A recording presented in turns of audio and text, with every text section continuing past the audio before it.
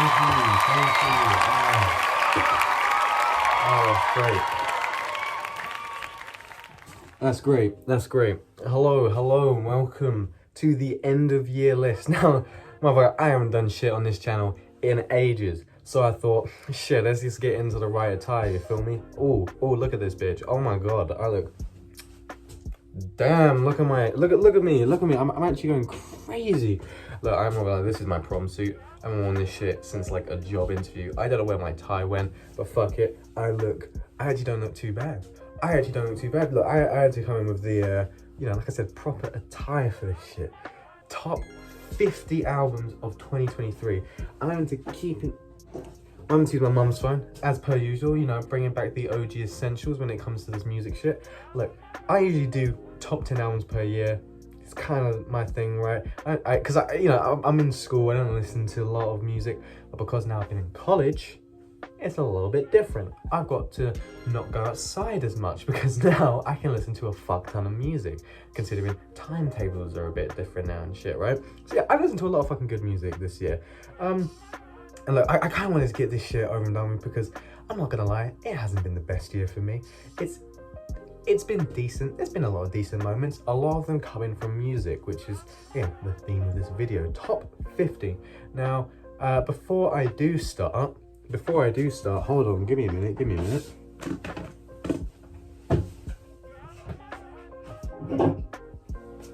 Oh, look at this. We got some beverages over here. It tastes like shit, but this is all I've got. It's Camden Hell's Lager. Not sponsored, thankfully, because this doesn't taste good, not really.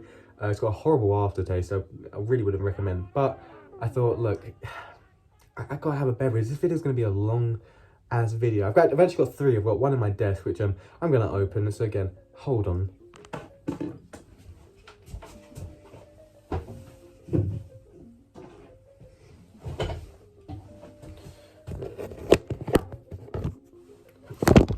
Christ, oh my god, am I tipsy already? Jesus Christ.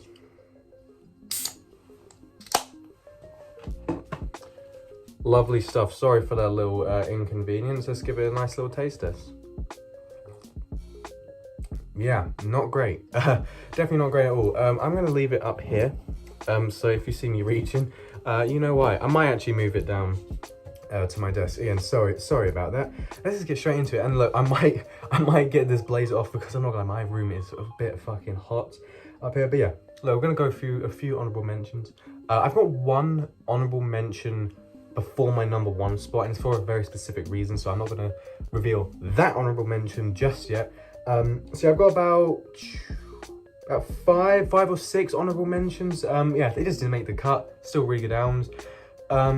A few disclaimers before I get into this. It's usually just stuff I always say. I didn't listen to every album this year. There's a lot of albums I wanted to listen to, just didn't get around to it, right? Namely the fucking George Clanton. Is that his name? Ooh Rapaya. It's supposed to be like a phenomenal album. Just didn't get to it. I know the new Hackle mixtape came out today. And I didn't get to listen to it. It is what it is. So yeah, sorry if I didn't get this up here, and sorry if your favourite album isn't on here. It's just, again, is what it is. What else was I going to say? Yeah. I'm going to kind of do it like a bit like a Fantano kind of style. Kind of, once I get around the top 25, top 20-ish, so I'll get into a bit more detail. So without further ado, let's just get the honourable mentions over and done with. So the honourable mentions, I got Magic 2 by Nas. Bass Gods Pro Skater by Lil B, Gumbo by Young Nudy, The Fix Before the Six, Lil Wayne, Six by Babytron, and completely, I don't know, I missed this, That Feels Good by Jessie Ware, one of the best dance albums of the year. Now, that is not the best place to put it. Let me move it. Oh, such a bad aftertaste. Sorry for the people at Camden Mills. Not my favourite beer in the world. Or ale, isn't it? This isn't a beer review. This is about music. All right, I haven't done this in ages, by the way. I haven't even recorded anything in ages. Again, this is unscripted as well. So yeah, apologies if I ramble on a bit too much. All right, Now let's just get into it. Top 50 albums of 2023. If you haven't listened to any of these, I urge you to immediately, because every single album in this list is deserving of praise, admiration, and applause. Let's get straight into it. Number 50, Iris by Mio Marioyama. Marioyama. I cannot pronounce this dude's name for the life of me. Great, like a very small, not that noticed unless you're like a big like Bandcamp and like rate your music user. 49, Sacred Heart by DC the Don. Again, DC the Don just keeps on getting better and better. It's crazy. Pardon me. Number 48, Ignore Grief by Shoo Shoo. One of the most terrifying albums of the year. If you didn't listen to this on Halloween, listen to it next Halloween for sure. Number 47, Bitch Mob the Album by Lil B. Another classic little mixtape from the bass god himself. Number 46, If Looks Could Kill by Destroy Lonely. This might be a bit of an unpopular pick, considering a lot of other music reviews I know don't particularly like this album. I do. I think it's a really good, solid album, much better than his last one. Number 45, the best Haunted Mound release, aside from the Hackle album, which I have not listened to yet, Lord of Ephraim by Turnabout. Yeah, it's really surprising. Whole change of pace from his last record. It was really good. Speaking of record, number 44, The Record by Boy Genius. Now my sister's gonna be a bit mad at that because it has gone down my rankings. Unfortunately, it didn't come into rotation, but still, again, very, very soft, sweet, heartwarming album by three great ladies in the music industry. Next, number 43, Live at Bush Hall by Black Country New Road. Obviously, they lost their main man, Isaac. A tragic loss. He didn't die. I don't. He didn't die. He just parted ways with the group, and they came out with a banger of an album. I couldn't believe how good it was. When I heard it was like a live album, I thought they were just gonna do live songs they've already made, but no, this is completely new material. And despite it being a live album with an audience, it still sounds very polished. Number 42, Wasn't Built in a Day by Rome Street and Big Ghost Lieutenant, LTD or whatever, right? Really solid hip-hop album. Number 41, Heaven Knows by Pink Pantheress. I was waiting for this release and it delivered, because I don't think she released anything since 2021. I've liked a lot of her singles up to this, and I've liked a lot of her singles before. So I thought, come on, you have to come up with a pop banger here. You have to come up with a banger that is going to set the stage for modern day pop, and that is exactly what Pink Pantheress did. Number 40, a lot of the music reviewers probably won't like that this is too low. Number 40, We Buy Diabetic Test Strips by Arm & Hammer. Billy Woods and Elucid team up yet again to make another very abstract, peculiar hip-hop record, and it sounds amazing. Again, not my favorite kind of album of that type this year, but there's so many good features on that, like especially when it just comes to like producer features, like JPEG Mafia appears on like a couple of these tracks, and again, don't hear him rapping, but oh shit, the phone turned off. Anyway, but again, it just sounds so solid. Maybe the more I drink of that, the better it tastes. Apologies for the inconvenience yet again. Number 39, we have Left 4 Dead by High C, one of my favorite kind of plug NB artists. Would he be a plug NB? I guess you could say he is. Yeah, I've been really getting into his music this year, and hearing that he's going to release a new tape, I was incredibly hyped. And again, really good. Number 38, Girl with Fish by Feeble Little Horse. The best way to describe this album is kind of like, okay, maybe not the best way, but the thing that I kind of took from it, from like at least first listen, is like a shoegaze Boy Genius. You know what I mean? Like, but with just a shoegaze Phoebe Bridgers is probably the best way to put it. It's just so very sweet and heartwarming, just like the record, but a lot more abrasive. You know what I mean? But it's really short. It should be longer, but despite being short, it packs a lot into it. Number 37, B Unit by Lil B. Yes, Lil B released 3 really good mixtapes this year, and B Unit happened to be my favorite. I think there's so many bangers. The lyrics on here are phenomenal, and yeah, Lil B it proves to be one of the best rappers in the game, as always. Thank you, Bass God. Number 36, A Great Chaos by Ken Carson. Oh my god, I was so happy this shit was good, because after X being a little bit disappointed, although it has grown on me, I was so hyped for this record, and again, it delivered. I have it on CD. I'm very happy that I do. And yet, there's so many bangers on here. You got Green Room, Fight My Demons, I Need You, Was it Nightcall, man? Even like I didn't like it upon like the first few listens. But the song, like, was it Like This with Lil Uzi and Destroy Lining? Didn't like it at first. It's really, really growing on me. Next, number 35. I'm not going to talk about it too much because obviously there's quite a lot of controversy surrounding this artist. I've got Ugly by Slow Tie. Obviously, another kind of change of pace for him. But there's a lot of... I'd probably say it's his best lyrical album to date. There's a lot of good storytelling. Obviously, gets in very personal yet again, but that is what to be expected with a Slow Tie album. Oh, man. Oh, it's such a bad aftertaste.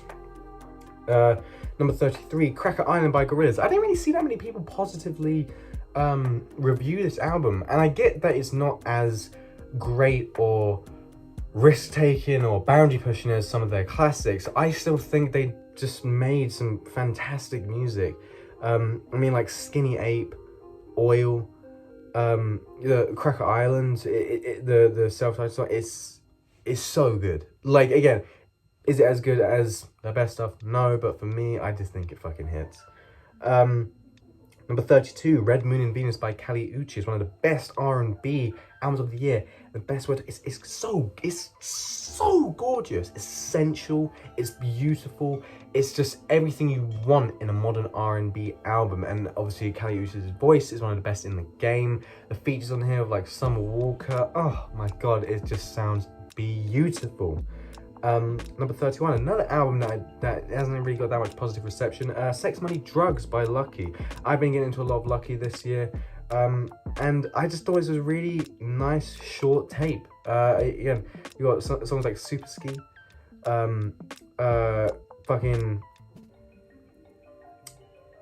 this does not look good. Anyway, I'm not gonna try and make myself look any worse. I just really like it. I listened to it like a bunch when it came out through the summer. I guess it's just not kind of an album I've been listening to during the winter and fall. So apologies, I know this does not look good with my journalistic integrity over here. Number 30, the most underrated album of the year goes to Indigo Project by Kai Lotus. This guy sent it to me. Shout out to Kai Lotus. Oh my God, I was so surprised with how good this album sounds. The production is phenomenal. One thing, I kind of go on a bit of a tangent here. This guy is special, and I'm telling you this now, not just because he just sent this shit to me directly. I'm telling you, this guy's special. He's released like quite a few projects already.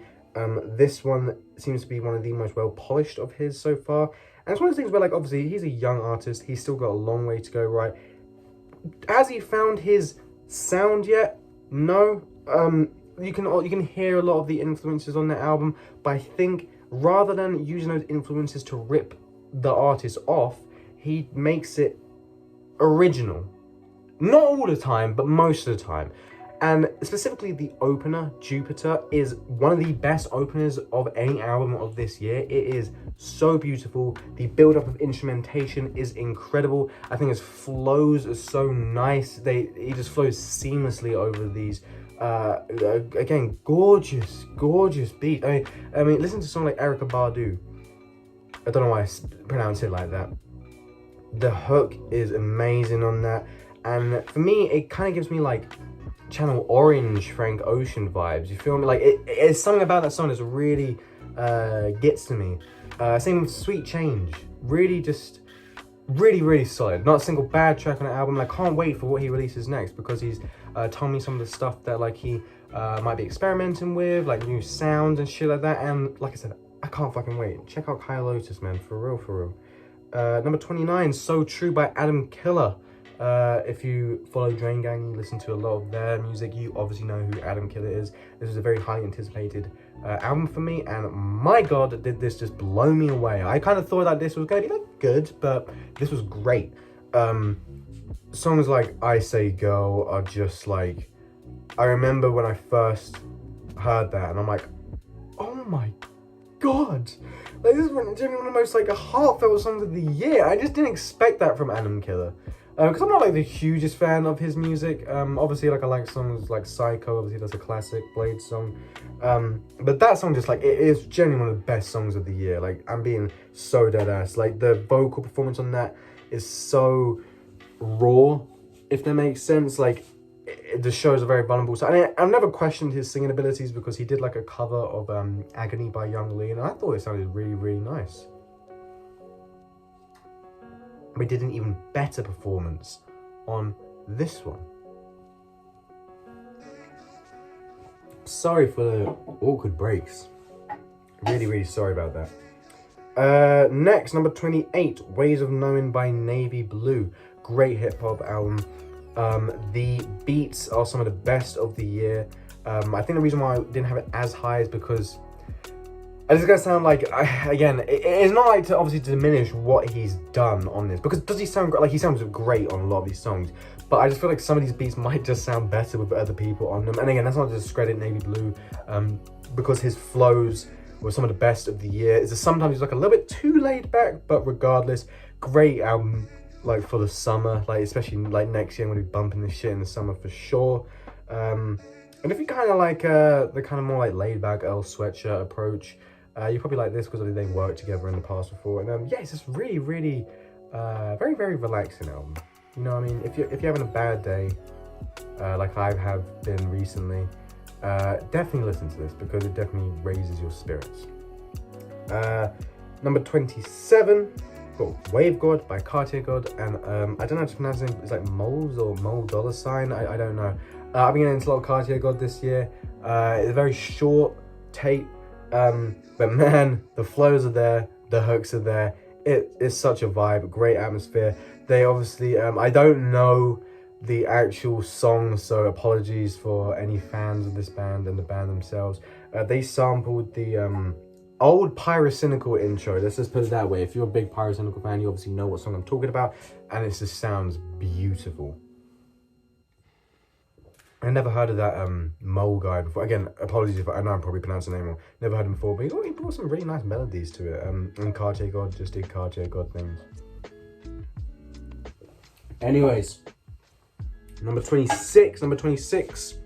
Won't He Do It by Conway the Machine. Not as good as his last record, God Don't Make Mistakes, but man, he's popped off every track. Like, it's ridiculous. Conway the Machine proves to be one of the best members of Griselda. I'd argue he's maybe top 2, tied first even with Westside Gunn. Shout out to Westside Gunn over there. Bitch, yes, I got 10. Oh my god, couldn't believe that. That's a whole video for another day. But yeah, I mean, Conway the Machine, I love Conway. I think he is such a unique voice and flow. I think his beat choices are brilliant. And he just brings that kind of like, what is that, like traditional hip hop flow, but the kind of modern hip hop of, like, you know, bringing kind of 90s to now, he does it best. At least, again, tied with some other people, but he's one of the best, for sure. Top 25 time. Now, I'm probably going to begin to maybe a bit more balanced. I'd probably say kind of, yeah, like around like the top 15 is where I go like a little bit more in detail, but this is kind of balanced with how much I've been talking about the other albums. Number 25, the Metro Boomin Spider-Verse soundtrack. I've never questioned Metro Boomin's talents when it comes to production, and I just, obviously I know he did quite a bit of the last Spider-Man as well, but I never would have expected him to just fucking obliterate how good of a soundtrack this is. That's such a bad choice of words. Anyways, I love that film. I think it's a phenomenal film. It's one of the best of the years. And one of the things I was kind of like worried about is because, first of all, best rollout for any album of the year, without a doubt. Better than Drake's, better than Utopia, for sure. I was kind of worried, like, you know, you're seeing all these people, and I'm like, fuck, how's he gonna like integrate them with the film? You know what I mean? Because you don't want the film just to be like, you know, you're just hearing a lot of the features and shit like that. And you got like A$AP Rocky, you got 21, you got James Blake and shit, right? Don Toliver's there. You know, the list goes on and on and on. Nas. And you're like, oh, how is this gonna work out? And every song, I can just picture the amazing scenes from that film. And I think that's just why I love the soundtrack so much, because it's just like when you watch the film, you want to listen to the soundtrack. When you listen to the soundtrack, you want to watch the film. Even if you're not watching the film and you're listening to the soundtrack, you can still picture moments of the film in your head. And if you love the film, then you're just gonna love this soundtrack even more. And I think one of the most impressive things is that he brought like the best out of some artists. Two people come in mind. One of them, I don't know, it's like Rose or something like that. Like a completely unknown artist before this, and then hopped on the song with A$AP Rocky and delivered one of the best hooks of any rap song of the year. Like dead ass, it was incredible. And then Coi Leray. Again, I think Coi Leray is like slightly overhated. I don't think she's like a great rapper, but I think she's like a really good, just like, okay, maybe not really good, but she's like a good pop artist. You know, she can make a very catchy hook. And, you know, like in the long way from suburbia. Oh my god, that shit is smooth as fuck. That shit is smooth as fuck, and I don't want to hear anything. Coi Leray can make a very good pop song, believe it or not, but not great albums. Anyway. Oh yeah, and Paul, I don't know if I said this at the start, but I don't know if this microphone's working. Apologies. Number 23. The Fantano nerds are going to be a bit annoyed that this is this low. I have Beloved Paradise Jazz by McKinley Dixon. Obviously, I think most people came across this album from the Needle Drops video, just like I did. And again, it's one of the albums, like, it was just unfortunate that it just didn't fall into rotation as much as I wish it did. But what I will say is, again, another artist with an incredible amount of potential. Pardon me. The instrumentation on this album is phenomenal. It's fantastic. It's damn near perfect on every track. It just sounds so luscious and full of life, energy, and passion. You can just hear the effort put into this album. It reeks through the song, especially songs like Live from the Kitchen Table. It's beautiful. The lyricism on here is very good. The flows are. It's kind of like, I wouldn't compare him to this, but it's like reminiscent of like a Kendrick Lamar jazzy type of song, you know what I mean? Because a lot of this is like very jazz infused. But I wouldn't say like Kendrick is like number one inspiration for this. I don't even know if he's probably an inspiration for this at all, but you get those type of vibes from this album. So if you like shit like that, definitely check this out. And yeah, I kind of listened to it a few more times recently, and it's kind of annoyed me that this wasn't in rotation that much, and that's why I think it just falls just this low, just because I didn't get that much replay value from it. But still, check it out for sure. That's why it's on this list, and that's why it's this high up. Number 22, another, probably like the second or third most underrated album of the year, goes to Ali Camper by Summer 2000. Another installment of the kind of cast from the American Office as album titles. It's I find it quite unique. It's a very good album. It's one of the best shoegaze albums of the year for sure. Probably like second or third maybe. Yeah, about third I think. I've got two more shoegaze albums on here. But man, I was blown away with this. Mainly because of how I don't know the guy's real name, but how Summer 2000s just directs the vocals and the instrumentation exceedingly well, because his vocals, from a lot of it, is very soft, raw. I know I've used that word quite a bit, pardon me, but it's very faint. It feels powerful at the same time. I know it's kind of like a very big contradiction, but you'll get it if you get like really invested into the album. And it's a very short album as well, which is disappointing, because it's like, I just think there could have been way more packed into this. But regardless, there are many songs on here that make you just feel devastated with emotion. You get overwhelmed with the climaxes on here. Like songs like Recursion, Something Well. That ending bit in Something Well, oh my god, that shit was just like, it was phenomenal. Obviously, you know, a lot good features from kind of, I guess, legends in the kind of scene of that music. With like, you know, artists like Asian Glow appeared on here, and it was on my favorite song on the album. So yeah, I 100% check this out. It's very, I feel like And obviously, not if you're trying to get into shoegaze. There are obviously, like, you know, there's incredible shoegaze albums out there that I'd recommend. If you're kind of looking for a short shoegaze album to get into, just maybe introduce to the genre a little bit, definitely check this out, because I think it's a very, very overlooked album. I'm kind of annoyed that it's not talked about as often as it should be, because he released like an album called John Krasinski. And that's got like a lot of good reception from it, especially from like TikTok and shit. But not enough on this album. Why? Why? Because it's beautiful and deserves respect. Shout out to Summer 2000. Next, get into oh no, not top 20 now. Not top 20 now. I'm gonna get ahead of myself. Number 21, Maps by Billy Woods and Kenny Segal. Another Billy Woods drop.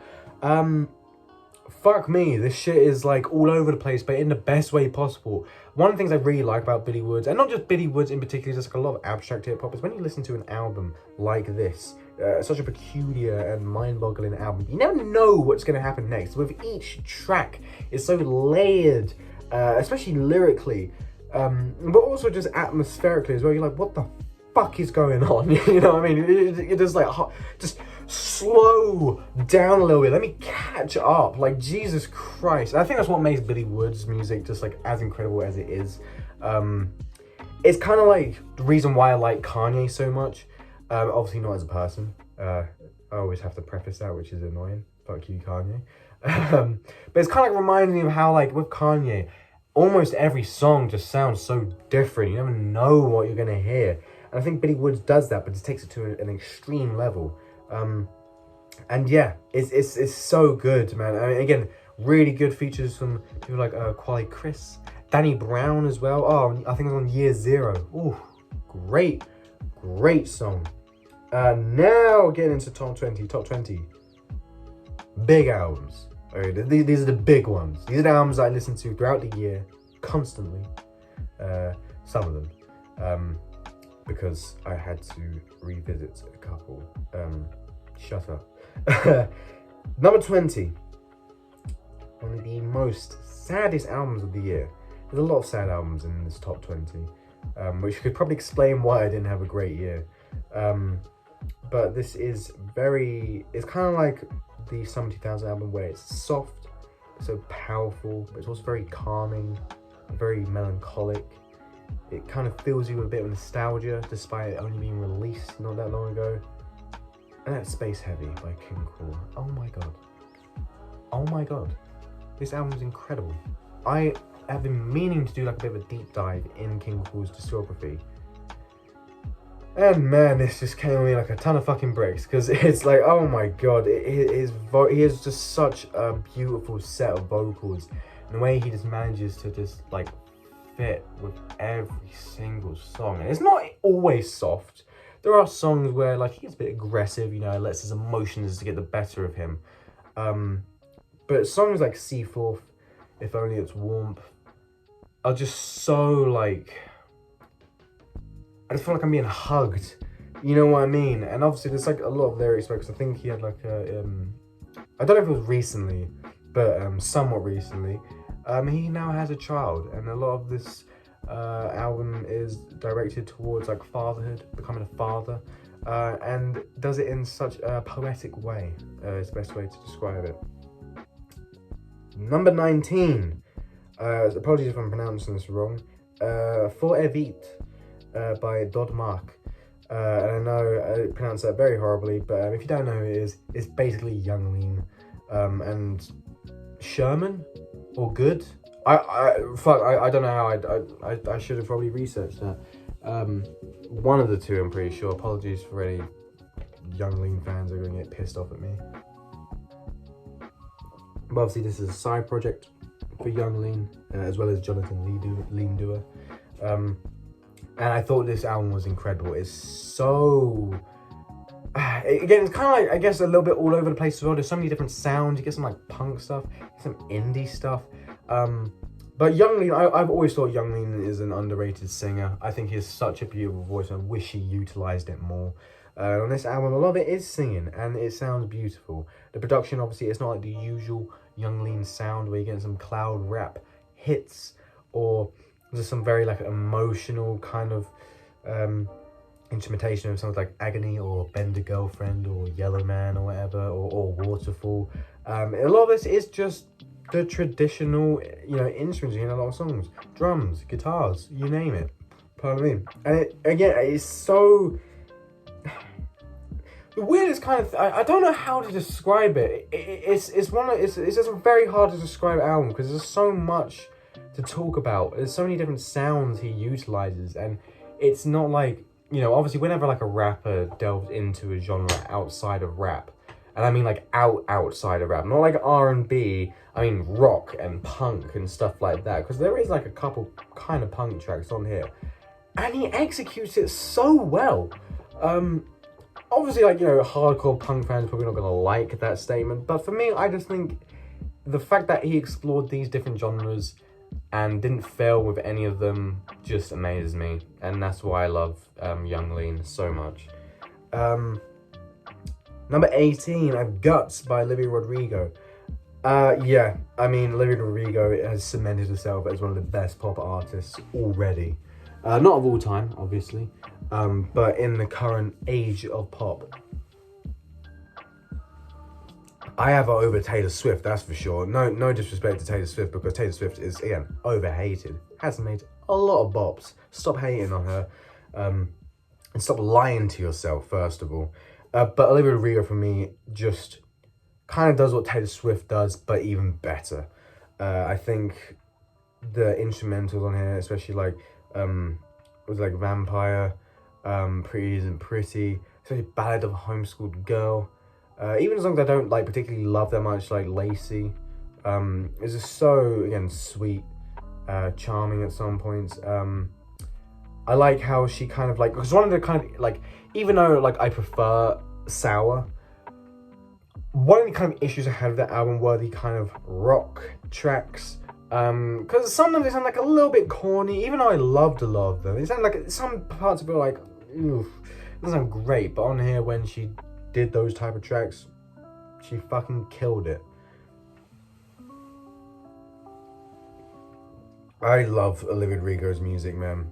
I don't know what it is. She just has such a phenomenal voice, and she's not the type of person to like, because I hate a lot of pop artists and R&B artists that are like okay, I'm gonna sound like my dad here, right?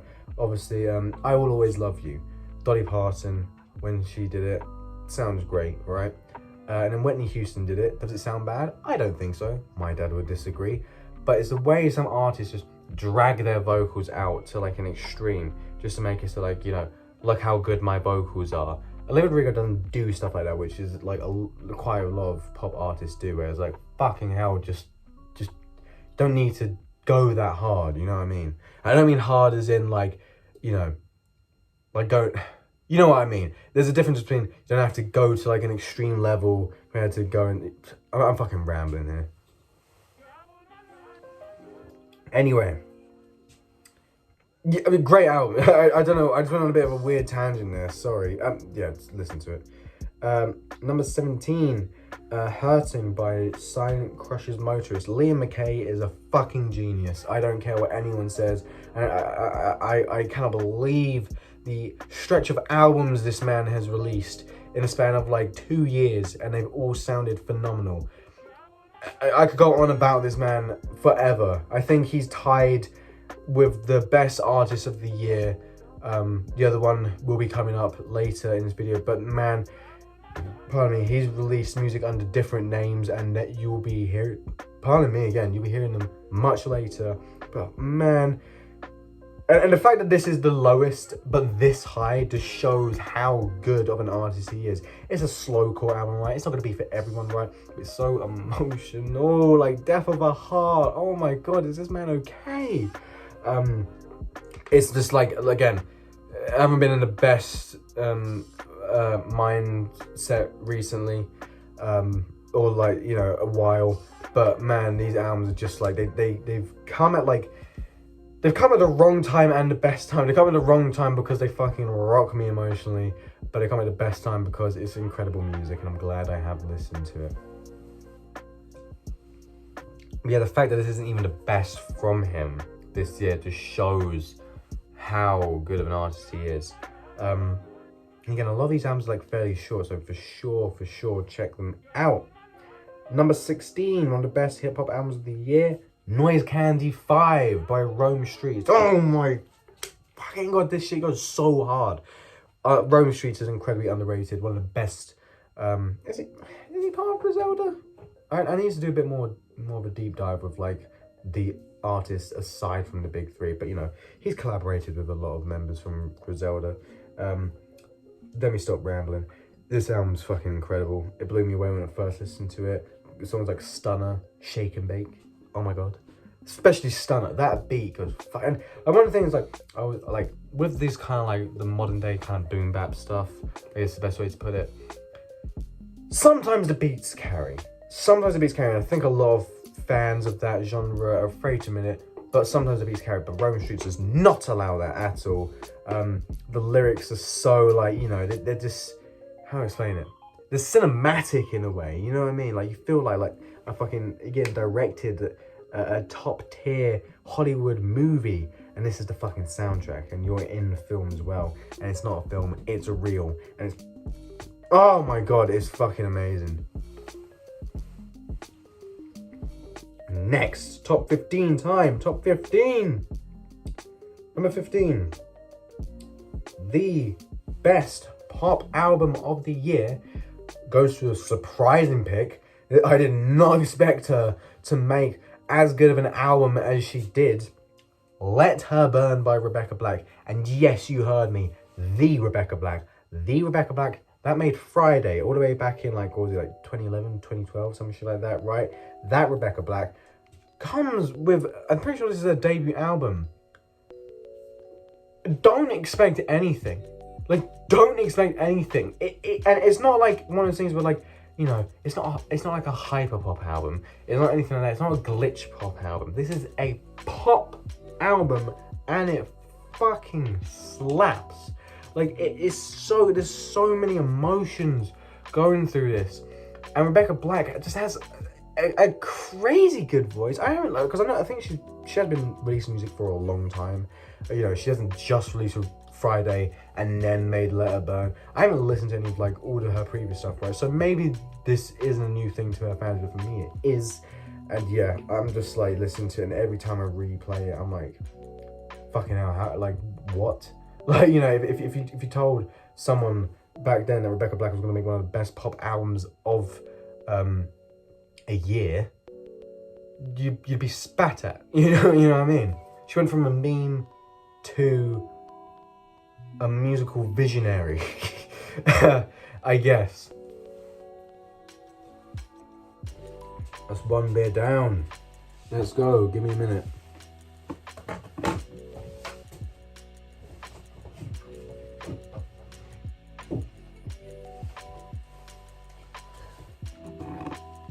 There we go.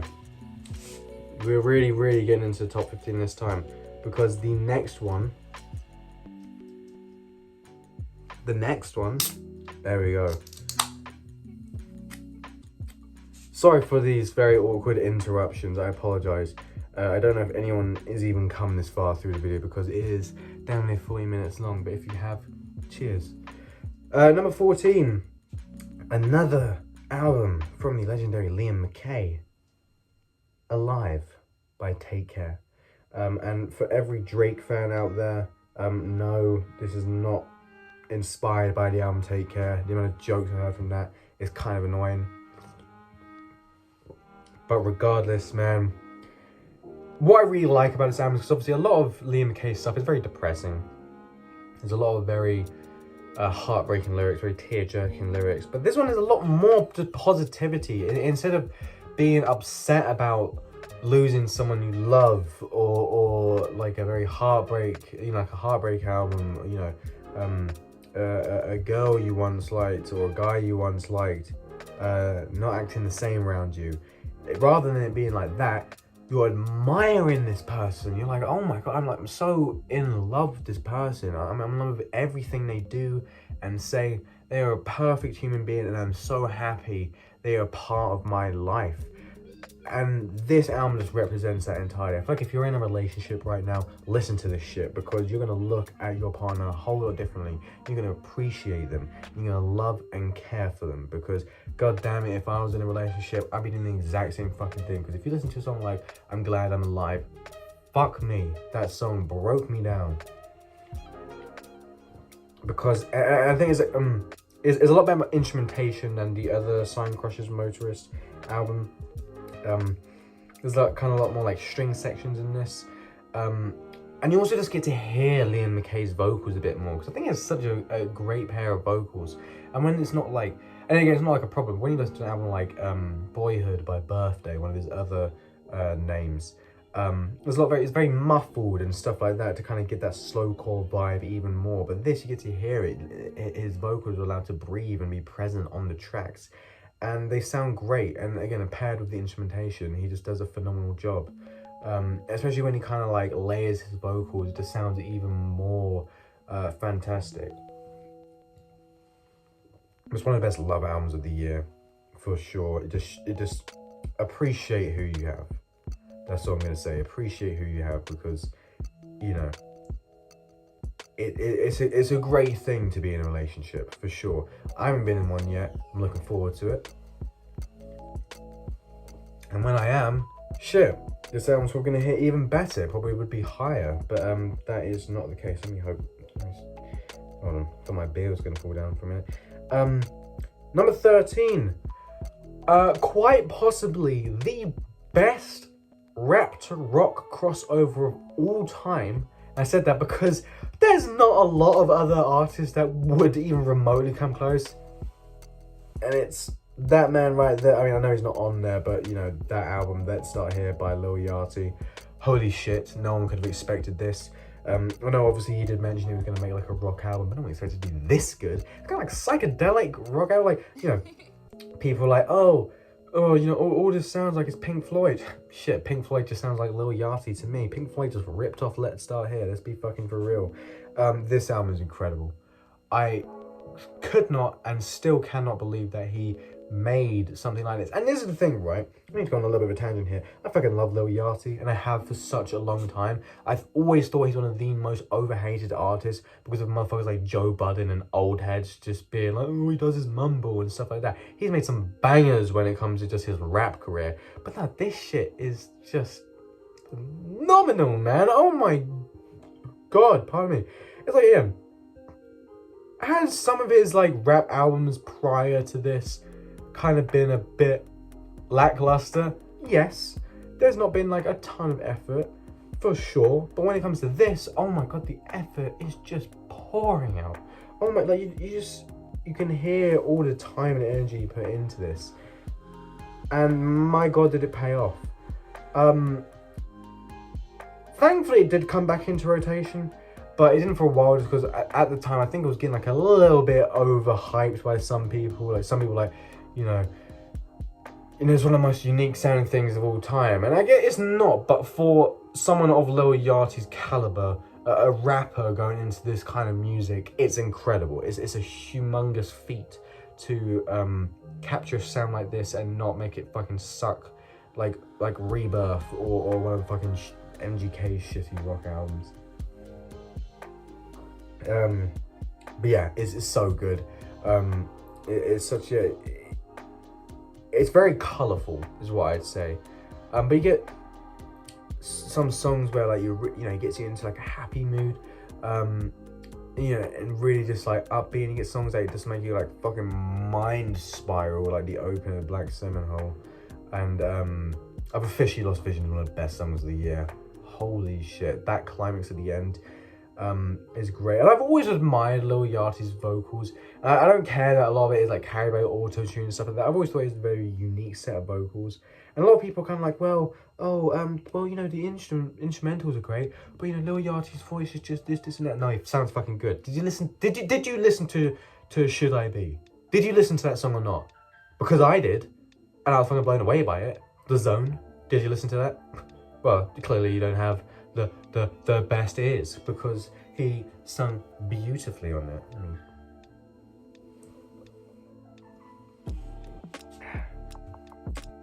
Number 12. One of the most gut-wrenching albums of the year, considering the context. That's Javelin by Sufjan Stevens. You know when I talked about, what was I talking about? I think it might have been I think it was the Dodmark album. You know, it's like, it kind of feels like you're being hugged.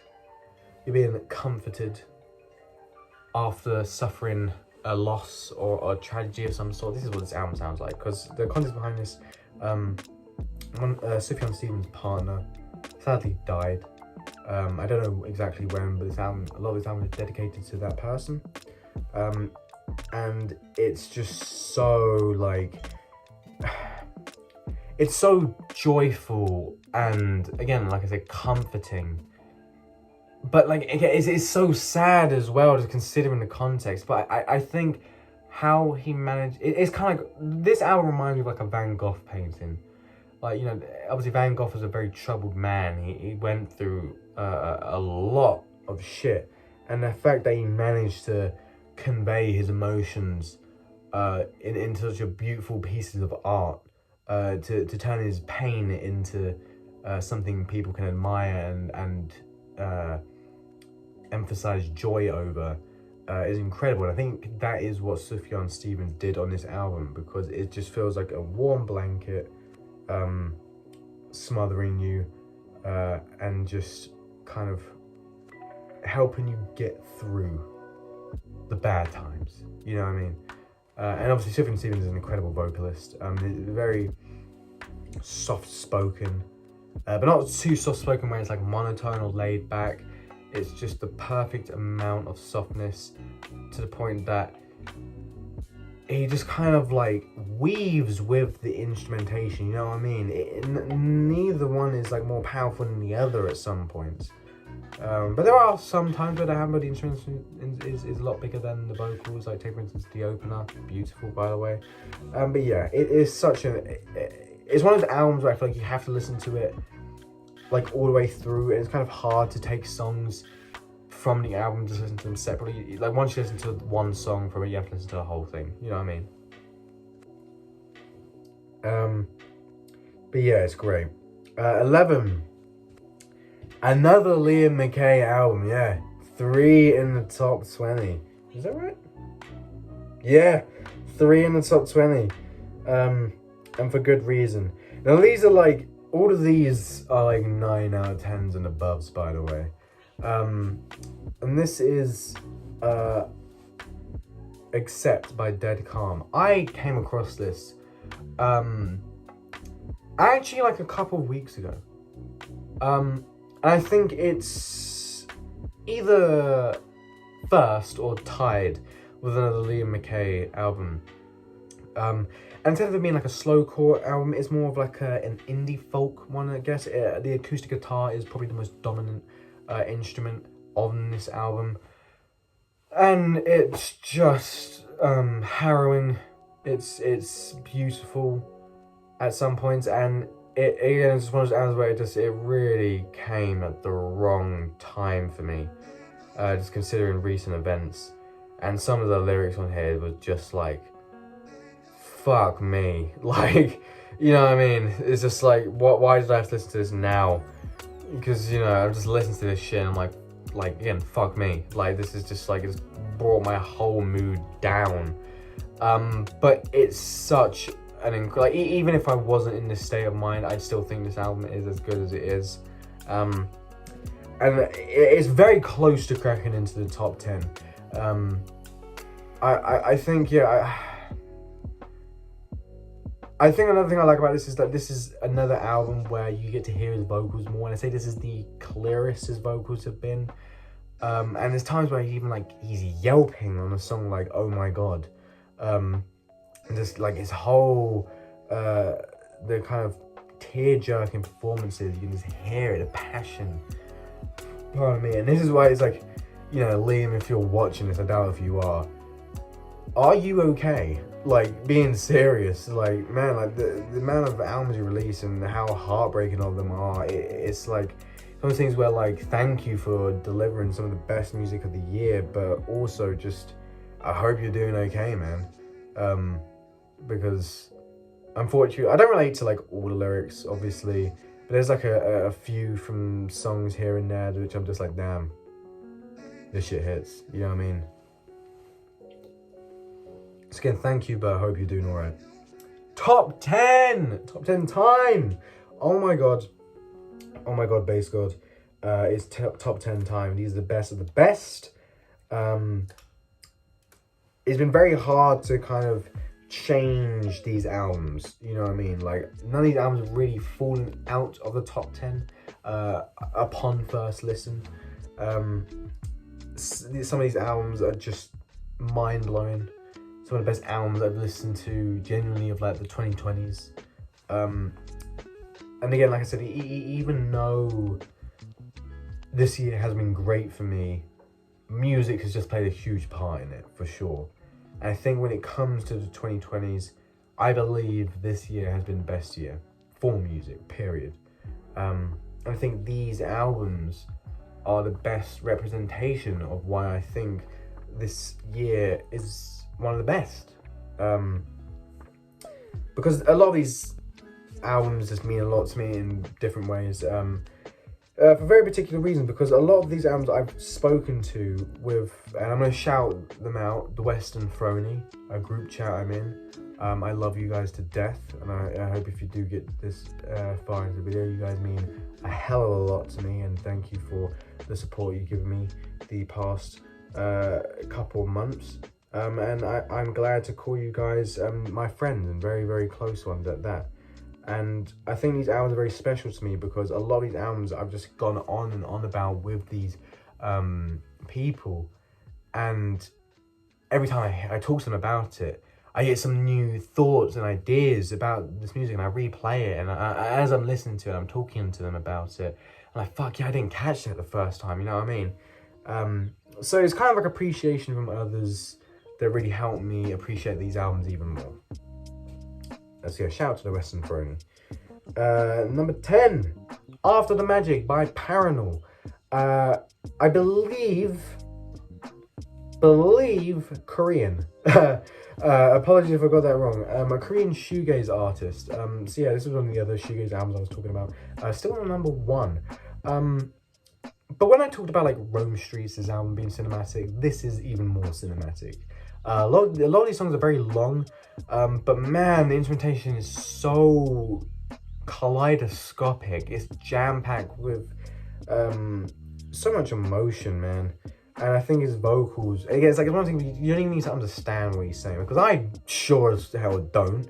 And I'm just blown away by it every single time. His vocals are incredible. Again, there's times where he's very smooth and soothing, and other times he's just pouring his heart out onto tracks. There's not a single bad one on this, which goes for every other album. And I listened to this again like recently, and it just, yeah, I was kind of like, ooh, is it better than this album? Is it worse? And no, it's definitely a top 10 album of the year. Unfortunately, I haven't got it on vinyl. I really wanted to get it on vinyl, but I haven't really found it anywhere. But if you do know where I can find it, hit me up because I want this shit. 9 might be a bit of a controversial pick, but I've just been getting into his music a lot more as of recent. Obviously, I've been a fan of him for a while, but I just really appreciate his music even more. Again, shout out to the Western Throny. And that is Business is Business by Young Thug. This man is in jail and released one of the best albums of the year, Free Young Thug. Oh my god, oh man, stop disrespecting this album. Stop disrespecting this album. Please, for the love of God, stop disrespecting this album. Is this just rehashes of studio sessions that he made, or did before he went to prison? Yes. But it still sounds really, really good. I mean, you've got so many like just incredible songs from Thugger. You got Parading Cleveland, Oh You Went, Uncle M, Went Through It, Abracadabra, the song with Future. Every song hits ridiculously, and I think one of the lyrics on Went Through It is not just the best lyric of the year. I don't usually do like segments like this when I talk about music, like best lyrics of the year. Like I'll talk about lyrics and like, you know, lyrical thoughts on the album and stuff like that if they need to be mentioned. But I've never done like top lyrics of the year. My top 3 lyrics of the year. Number 3, I'm a natural born ginger. I'm the real sexy red, by this random white dude that like rap TV promoted. I don't know his name. I don't rap circles around fellas. I'm not gonna say the word. I do figure eights by Danny Brown. And number 1 being on Went Through It. I saved the world in a dress from Young Thug on Went Through It, man. That song just was like, I had to pause that song and go, fuck me, that line just fucking hits. Because I've been listening to a lot of Jeffrey recently, man. That album is perfect. It's perfect. And that line just really just sat with me for a while, you know what I mean? So yeah, whatever Young Thug did wrong, I don't care. No, of course I do. But put a studio in that man's cell, for the love of Christ. Because this just sounds incredible. There's so much, again, Young Thug is Young Thug. The flows are there. He flows on a beat, every single beat, even like beats that aren't even that well organized, like Money on the Dresser. He still manages to pull off like fucking incredibly. Yeah, Young Thug is one of my favorite rappers of all time, and I don't care about all the old heads in the comments. Number 8, the best concept album of the year, the best lyrics of the year. Because obviously that segment I just did about best lyrics of the year, I was joking. Because listen, before I go into this, right? Actually, no, not before. The album's Wall Socket by Underscores, right? When people talk about like best lyrics of the year, who's the best lyricist of the year? Who gets pulled up? Rappers, right? And that's understandable, right? But you know, a lot of rappers just get mentioned like, oh, you know, guys like Nas or Black Thought get pulled up, or Kendrick, you know what I mean? Like, you know, again, incredible lyricists. I'm not trying to deny what they've done. But don't forget about all the other genres, man, because Underscores is the best lyricist of the year. Because the story told throughout this album is mind-blowing. Fantastic. Because it's one of those albums where, I'll say this, right? Musically, this thing is incredible, right? You got songs like Girls Like Us, I forgot what the opening is, Cops and Robbers, right? You Don't Even Know Who I Am, Jeez Louise, Shoot to Kill, Kill for Your Darlings. All of those songs musically are fantastic.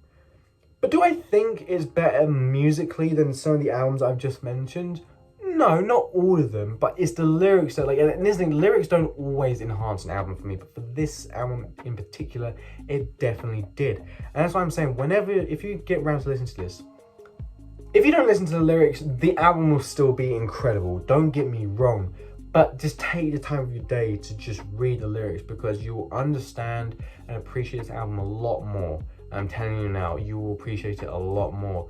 Go on Genius, read the annotations, because man, it's incredible. But I don't just want to talk about the lyrics, because like I said, the music itself is incredible. It has one of the best uses of samples of the year on a song like You Don't Even Know Who I Am. I think it sampled like a kind of like an arcade game thing, and managed to make something that sounds so motivating. Because, like, you know, parts of it's like, you know, you can do it, you still got this, stuff like that, right? And somehow make it soul crushing. I couldn't believe it. And I've been a big fan of Underscores for a while. Ever since they released Fishmonger, I've just been eagerly anticipating the next album. And I love Fishmonger. I think it's an incredible album. I just thought, are they going to top this? I don't know. Is she going to top this? I don't know. And she definitely did. She 100% did. Because this shit is, yeah, phenomenal. A shout out to my Instagram page, Daniel's Discs. Follow it if you haven't already. I had to make 2 posts about this. 2 fucking posts. I've never done that for a review. I had to make one separately on the music and one on the lyrics, because there's so much to talk about. Next, number 7, one of the best rap albums of the year. Again, it's not even close to being in the top 5. Again, I might be pronouncing Voidire? I don't know how to pronounce it. By Earl Sweatshirt and The Alchemist. I mean, we've been anticipating this for God knows how long. And man, I mean, the pairing we always knew was going to be phenomenal. One thing I was just like really excited about is because like the album released before this, Sick. I like Sick. It's grown on me for sure since I first listened to it. But one of the things I kind of thought was like, you know, his Earl Sweatshirt's flows. He's one of the few rappers that can have like, pardon me, like a monotone, laid back voice, and still just manage to go like ridiculously fucking hard. He doesn't bore you or anything like that, right? He goes hard. His lyricism is incredible. Like if you listen to like what's the song on Sick? Is it God Says, or I'm actually gonna check. But let me just carry on. What? Oh, God Laughs. I'm pretty sure that's what it's called. Hold on, I just want to check on Spotify. God Laughs. Yeah, God Laughs. That's one of the best like lyrical rap songs of the 2020s for sure. And I always just thought of that album like this is a good album, but it was just the production that kind of got to me. I was like, he just needs some better beats, you know what I mean? And then he can go fucking hard. And I wasn't sure, like, with some, because obviously he released that, like, Danny T. Kane song, which is really, like, ridiculously hard. Like, it goes so fucking hard. And I was kind of like, ooh, because I know it wasn't made by The Alchemist. But, like, oh, is this the direction he's going to take? Is this going to work? It wasn't the direction he took, but, man, The Alchemist just proves to be one of the best producers, like, in rap ever, man. Like, it's so... Again, I don't usually call rap albums this, but it's beautiful. Genuinely beautiful. And Earl Sweatshirt is like, oh, man, I don't know what this man like has in his system, but he's just one of the best rappers in the game. His flows are impeccable. And the features on this were great. Like Vince Staples, Mike, they were all great. And again, it's one of those albums where it's just so long, where it's like, it's just too short. You know what I mean? But it's one of those albums where it's like, I've waited for this for so long. I'm just going to appreciate it for what it is. And what is it? Fantastic. Number 6. One of my friends is going to be annoyed that this is in the top 5. The Beggar by Swans. The longest album in this list, I believe. Going over just 2 hours. But is 100% worth listening to. There's even a like 43-minute long song. And yes, it is worth listening to every single minute of it. I'm not the biggest Swans fan. I've been meaning to go into a bit more in their discography. And I think this was like their second or third album that I listened to. And it was one of the first Swans albums which I really took in properly, if that makes sense. I think it's because a lot of it, especially when it comes to the lyrics, because obviously Michael Gira, the lead singer, is old. And a lot of it is about death. And just the release of it, the no more worries and stuff like that. And he somehow manages to convey something that a lot of people find so terrifying and, pardon me, haunting into something peaceful and like, what's what I'm looking for? I know, I guess the best way, like, accepting, you know what I mean? Don't fear it, accept the sweet release, you know what I mean? When it comes. And he got songs like, you know, No More of This, Ebbing, Michael Is Done, and Unforming especially. Is it Ebbing? I believe that's what the song's called. You got songs that even go like a bit hard, like, is it The Parasite? Man, like, again, I clown Swans quite a bit just to annoy my friend, but in reality, it is an incredible album, for sure. It was in my top 5 for a long time, but these other albums just took a spot, you know what I mean? But yeah, it's like one of those things where, like, you just have to have an open mind when it comes to this, and a lot of Swans albums as well. It's very long, drawn out, but man, it just look at it, and I know I've used this analogy quite a bit, but just treat it as if you're watching a movie, you know what I mean? It's long, you might not want to sit through it, but once you start, you don't want to finish, you know what I mean? Anyways, number 5, top 5 time. Love every single one of these albums to death. They will be with me for a very long time. Number 5. That man over there, West Side Gun with And Then You Pray For Me, the sequel to Pray For Paris. Holy shit, this album is phenomenal.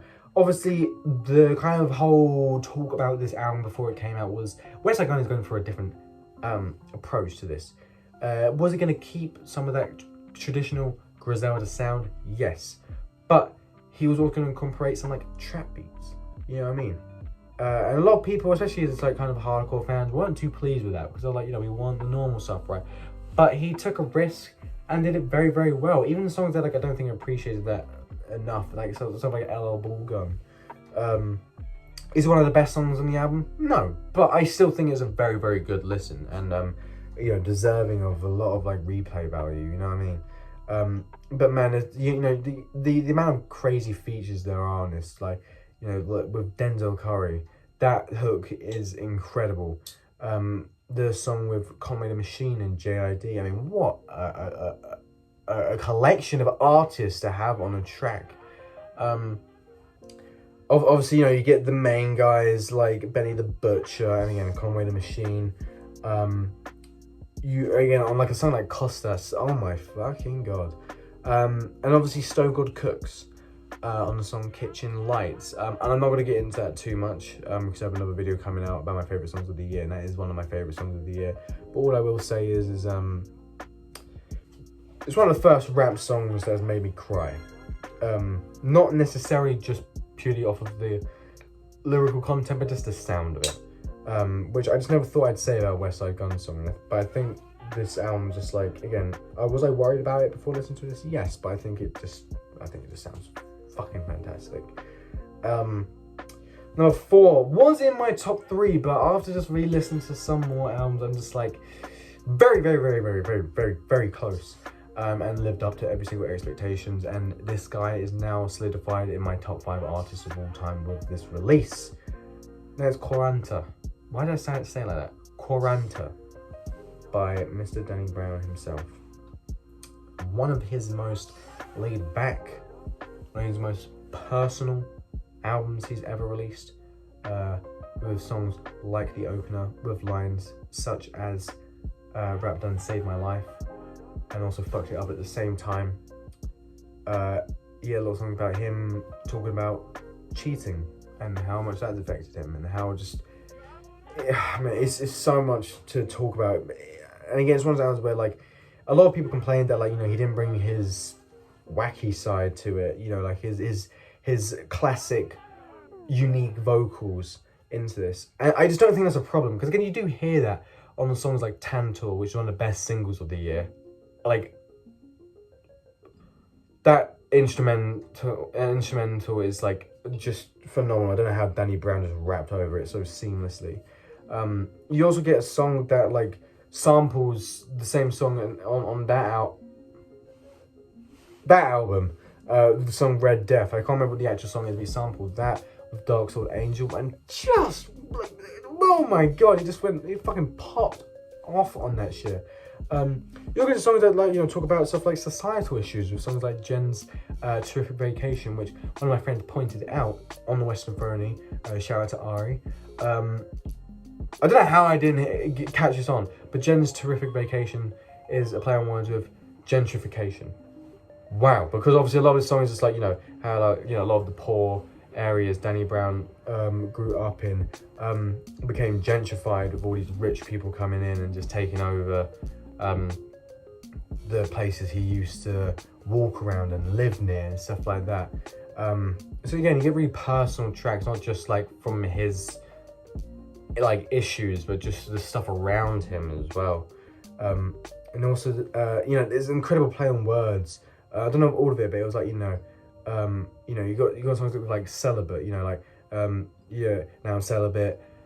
I used to sell a bit. Was with a pimp and he tried to sell a bitch or something like that, right? Like those play on words are just like it's just phenomenal. One of the best choruses of the year. And it also is another song on here which I don't want to get too much into because it will be featured in my top songs of the year list. The Bass Jam is without a doubt the best ending to any album of the year. I love it to death. It's so, again, that made me cry as well. I don't want to get into it because it's just so much to unpack with that song. Top three. Changed it quite recently actually, just because I was just really, like, throughout the year I was just constantly, well, not throughout the year, ever since Quaranta dropped, I've been switching back and forth between these albums. For a while I think this album just came on top, just because of not only just the hype, I guess, but all the incredible features on here, all the risks taken, the very bold risks, the new sounds and styles he tried out, and just very emotional performances as well. And that's Utopia by Travis Scott. I was not expecting to like this as much as I did. Whenever an artist releases an album after not releasing one for like a long time, I'm always skeptical because I'm like, bro, you haven't released music, like, you know, a full-length project in ages. There's bound to be some like faults here and there. Because again, like, when I listened to like Mr. Around Big Steppers, it was, you know, it's like my second favorite album of the year. But songs like Rich Spirit, I don't particularly like. So, you know, I could see like, okay, you know, there's a fault there. You know, it took a bit of like a risk, kind of, I guess, and it just didn't work well for me. With Utopia, there was no failures in my eyes. Even songs like K-pop came around to me. Not the best song on the album, but I think it's a really good track. But Travis Scott just comes out with one of his best albums to date. I think the opening song, while it's not my favourite, I think it really embodies this album entirely. Was it Hyena?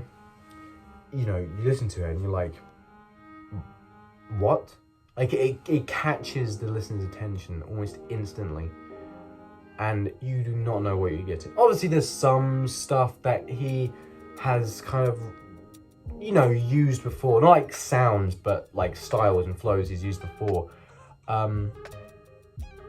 But and again, it's like very, very little amounts. Like, two songs like in particular, you know, you got songs like My Eyes. Like, the first part of it is so like, it's kind of like glitchy. It's distorted almost. It's very light-hearted, heartwarming as well. And then goes into one of the best rapping performances from Travis ever. You got a song. Why can't I remember it? The one with West Side Gun. Obviously, I think there's a lot of rumors like, is Travis going to feature West Side Gun? I don't know where it came from, but there's a lot of rumors that is he going to be on the album or not, and he did, and it sounds fucking incredible. And you know, you don't usually, you know, Travis Scott likes to do a lot of songs with other trap or pop rap artists, as well as a lot of R&B artists. You don't really see him branching out too much. And West Side Gun was definitely a risk as a feature, and it just fucking popped off.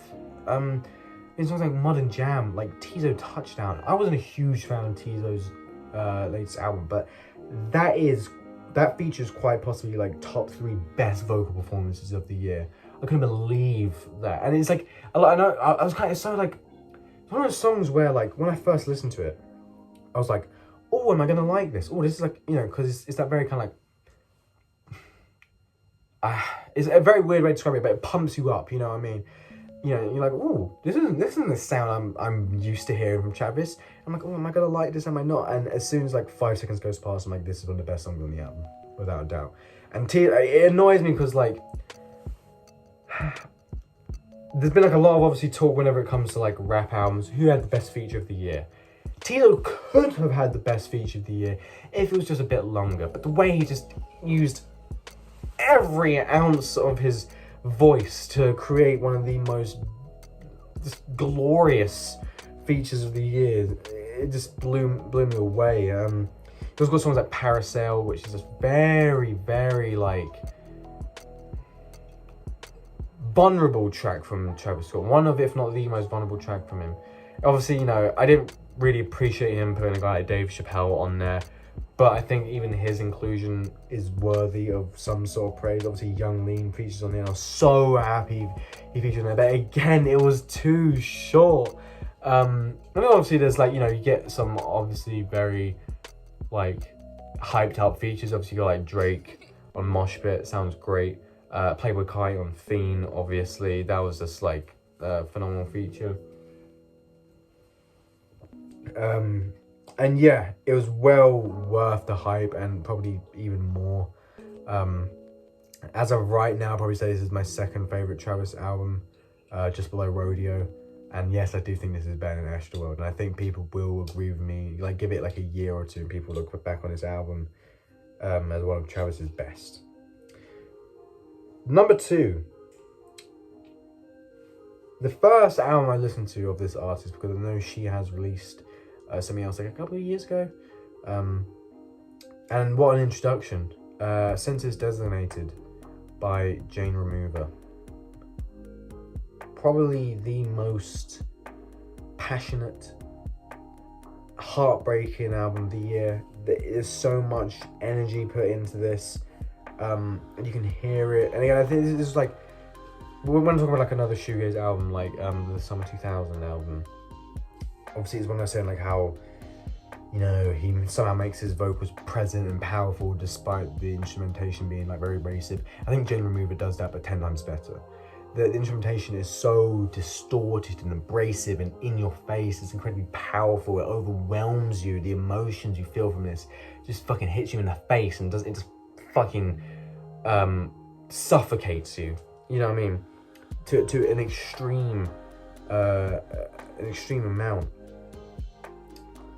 But she still manages to make her vocals incredibly present, and you can hear it, and you're like, oh my, like especially on a song like Idling Somewhere, you're like, oh my god, like this motherfucker can sing. Like, you know what I mean? Like, you just don't expect it on instrumentation like this. And I think the fact that she managed to make her vocals present on an album so abrasive should be admired, because it's a very, very hard thing to do. I don't know many other artists that can do what she just did. Pardon me.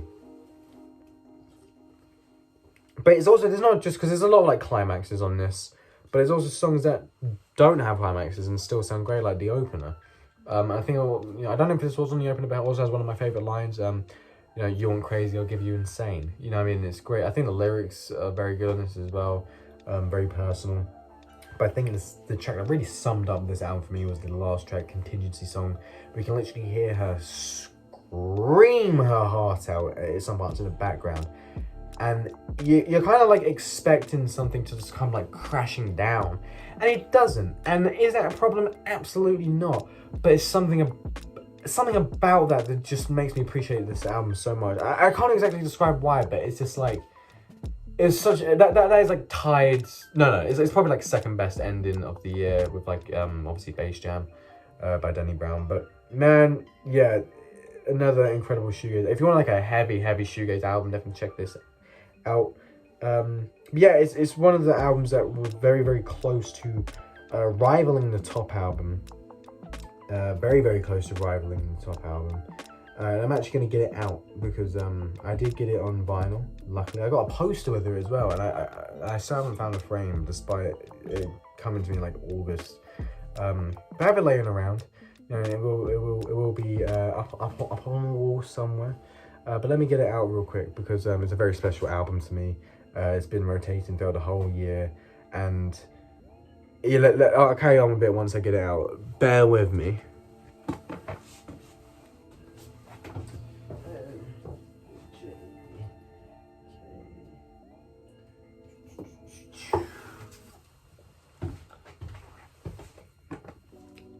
Here we go. Scare and Hose by JPEG Mafia and Danny Brown. I mean, was there really any competition? Not in my eyes, no. And I think it's kind of annoying because, like, I don't know any other music review accounts that didn't have this #1, aside from, like, you know, a friend or two that put, like, Swans first. which again is understandable. It's a great album as well. I'm not trying to diminish that. But Scary and the Host for me, when it came out, it was my most anticipated album of the year and exceeded all expectations tenfold. Which was kind of like, again, it was one of those albums where it's like, you know, obviously I love Danny Brown and I love JPEG Mafia to death. And I was kind of like a little bit worried where it's like, you know, you've got two incredible artists coming together. Like how, you know, we've seen that before where two great artists come together and don't always make the best product possible. Like Kanye and Jay-Z, for example, right? So I'm kind of thinking like, ooh, am I going to be disappointed by this? Absolutely not. Because they didn't like, it's such a hectic album. It is so chaotic. But it just works. You can tell they had so much fun making this. They didn't like mess around all the time, but when they did, it was funny. It was clever. You know what I mean? Especially like that line I said with the, I don't wrap circles around fellas, I do figure eights. Some of the song titles like, you know, Jack Harlow Combo Meal. It's just like, again, it's hilarious. And this is one of the few albums which I'd probably consider perfect. I gave it a high 9 to a low 10. And it'd probably stay that way, but I'd probably say it's even more of a 10 than it was before. If I had to be very specific, it'd be like a 9.8. You know what I mean? But I also think this has one of... No, I probably think that it has the best usage of sampling on any album from this year. It's... The fact that JPEG managed to just like fucking... Or Peggy, I should say, managed to fucking find like a random... It was like a Japanese commercial from like the 80s and sample it. Like, who does that other than Peggy? You know what I mean? I'm just so blown away by this album, and I have been ever since, because I think one of the things I meant to say was, ever since this came out, I said to myself, I highly, highly doubt any other album will come close to this, unless, like, Kanye drops, but even then I thought Kanye's not in the greatest headspace right now. He's going to release some like ass, and he has, to be fair. Whether Frank Ocean drops, I don't think this would have been close, but obviously I was very hyped for the almighty So 2 drop by Chief Keef, and it never dropped. If Blade dropped, if Echo 2K dropped, unless they pulled something out of their ass that just managed to even come close to this, would have amazed me, because it was my #1 album when it came out, and it hasn't changed since. I haven't even questioned it. Like, sure, Senses Detonated is a fantastic album. Is it the closest? Obviously, it is the closest to overtaking this, but I still think the gap between the two is miles long. You know what I mean? And yeah, I just think JPEG Mafia and Danny Brown released one of the best albums from both of their discographies. And again, is it a bit cliche that this is #1? Sure, because like I said, a lot of other people are putting this as the #1, but who blames them? You know what I mean? Because not only is this just one of my favourite albums of the year, it's one of my favourite albums of all time. It holds a very special place in my heart, and it will be with me for a very, very long time. And that's it. That is my end of year list, top 50 albums of the year. First time I've ever done it. I know I haven't released anything in a while, but I just, you know, I always like doing these kind of end of year lists, and I'm very happy I did. And I know this is damn near an hour and a half long. Has someone watched this all the way through? Probably not, but it's something I like to do. Got the suit on, I look swag as fuck. And yeah, I probably won't be uploading anymore on this channel after this, unless, like, again, still upload music by the end of next year. I'm just not in the mood to release any more videos. I don't really want to talk about the NBA anymore, which kind of renders this piece of equipment kind of useless. But anyways, thank you for watching. If you did watch this all the way through, leave a like, and I appreciate you so much. I love you to death. But I will be releasing a post on my Instagram, Daniel's Discs, just to kind of summarize it. I won't be putting that much detail into it. But anyway, yeah, thank you for watching, and yeah, see ya.